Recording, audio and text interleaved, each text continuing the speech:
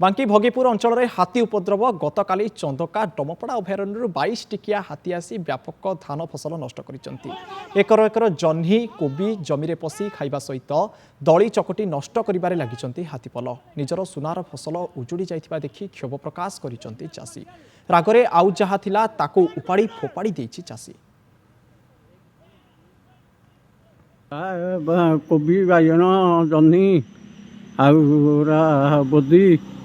अच्छा पूरा सब नष्ट कर केते टिके हाथी आसथिले 22 खंडे 60 गुंठु बिल। अच्छा ये कौन कौन सब चाष होइतला ये जह्नी नागितला बोदी नागितला कलरा नागितला हां बाइगण नागितला। बांकी भोगीपुर अंचल में हाथी उपद्रव देखा देछि गतकाली चंदका डमपड़ा अभयारण्य 22 टिकिया हाथीपल आसीथिले एवं धान फसल नष्ट करने सहित अनेक प्रकार परिबा मध्य नष्ट कर दैछन्ति। जेहेतु यह अमलर समय चाषी एकर एकर जमी जह्नी चाष करथिले कोबी चाष करथिले सेगुडी को सब खाई जाइथिले चाषी माने एवं दली चकटी अनेक परिबा मध्य नष्ट करथिले।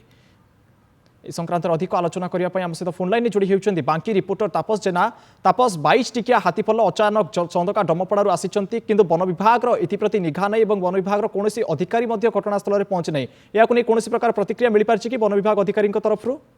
अलौकिक जमती कहीपर बर्तमान हाथी चाषी चाष छाड़े कहीं आम ये कथा कहूँ कि जिते चाषी तार जो सुनार फसल या दिन राति परिश्रम कर खरा वर्षा खाई जिते तार चाष कर सुनार फसल कर ठीक अमल समय ही हाथीपल आसती उजाड़ी देकी चली जाती। तेज गतकाली राति सामान घटना घटी जिते जह्नी और कोबी चाष कर ठीक अमल बा फल धरी आसाला आउ किसी 2 दिन तले से तोला होता से फल किंतु गतकाली राति जो 22 टिकिया हाथीपल चंदका डमपड़ा अभयारण्य आसी संपूर्ण देखिपे संपूर्ण चाष जमी बर्तमान नष्ट हो जाए जहाँफल कि चाषी तार मेरुदंड भांगी जाइए जहाँफल कि चाष करने छाड़देवा बसला चाषी अंपटे जब कह आज गोटे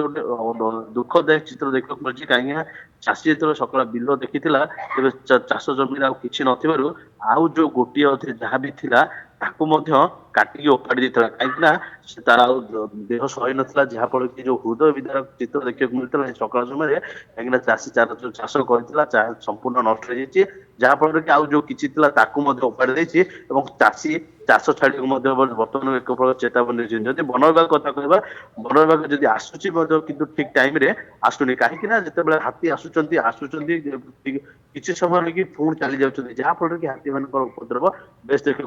आज घटना नुहे अलौकिक कहीं पूर्व आम अनेक समय देखा मिली कहीं हाथी जो आसती धान कथा कहतु पनीपरिया कथा कहतु केत अमल बेले खाई दौरान केत धान कटा है खड़ा पड़ो खाई जहाँफल कि बांकी अंचल में जो भोगीपुर कथा कहतु पाथपुर कथा कहतु बारा कथा कहतु ये सब अंचल में सब अनेक समय देखा मिली हाथी उपद्रव जहाँफल कि बर्तमान चाषी चाषर मुह फेर अलौकिक निश्चित भाव एक दुखद घटना चाषी चाषरू मुह फेरले जहाँ कहते रिपोर्टर तापस जेना बहुत बहुत धन्यवाद तापस आम सहित फोन लाइन जोड़ी होगा।